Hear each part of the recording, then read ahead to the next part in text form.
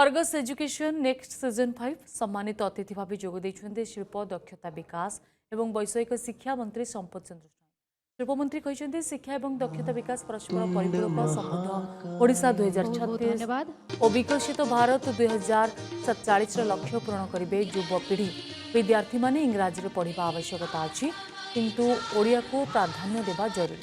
जातीय शिक्षा नीति में ओडिया भाषा को मिले गुरुत्व एकविंश शताब्दी आधुनिक प्रजुक्ति विद्यार जुग युवक मान आत्मनिर्भर कराइबापई स्किल आवश्यकता अच्छी। एवं 1 लाख अधिक युवक को स्केलिंग प्रतिवर्ष 2.5 लाख छात्र छात्री को इंडस्ट्री रेडी कराइबापई सरकार प्रस्तुत करुछंती। तो कार्यक्रम में मोट 3टी अधिवेशन रही। प्रथम अधिवेशन रे विवेक सहित दक्षतार जुग गठन प्रसंग में आलोचना हेबाकु थिबा बेले द्वितीय अधिवेशन रे ओडिशार शिक्षा क्षेत्र में बड़ परिवर्तन समानता एवं मूल्यबोध सहित उत्कर्षता को आगे नेबा प्रसंग में आलोचना हेब। तृतीय अधिवेशन में आर्टिफिशियल इंटेलिजेंस प्रसंग में आलोचना हेब। कार्यक्रम में मुख्य वक्ता भाव जोगदेवे अभिषेक जयश्री प्रतिष्ठाता और CEO strengths masters venturi Reddy school programme.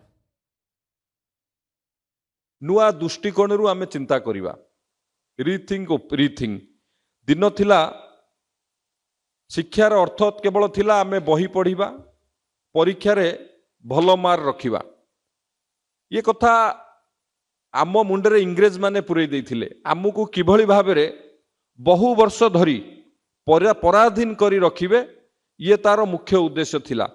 आमे बही पढ़ा भल मार्क रखिया एई भितरे आमे सीमित रही जाउथिले किंतु किभली भाबरे आमे आगु को बढ़िबा ता उपरे रीथिंग आम भारत वर्षर यशस्वी प्रधानमंत्री नरेंद्र मोदी जींकर पुनर्विचार बा नुआ दृष्टिकोण सी जो चिंताधारा कले जातीय शिक्षा नीति 2020 मसीह जातीय शिक्षा नीति लागू करैबा पई समग्र भारत वर्षरे ताकू प्रणयन कले किंतु जातीय शिक्षा नीति रे मातृभाषा को एथिपई गुरुत्व दिया गला जे मातृभाषा रे जदि पिला पाठ पढ़िबे तांकर फंडामेंटाल क्लियर होबो। देखंतु चाइना देखंतु मैंड्रिन भाषा रे तार सब कार्य संपादन करूची इस्राएल हिब्रू रे करूची जर्मन जापान ये सब विकासशील राष्ट्र निज भाषा रे समस्त कार्य संपादन करूचंती एवं विकसित समृद्ध ओडिशा गठन करिबा पई राज्य सरकार बा मान्यवर मुख्यमंत्री जो परिकल्पना करिचंती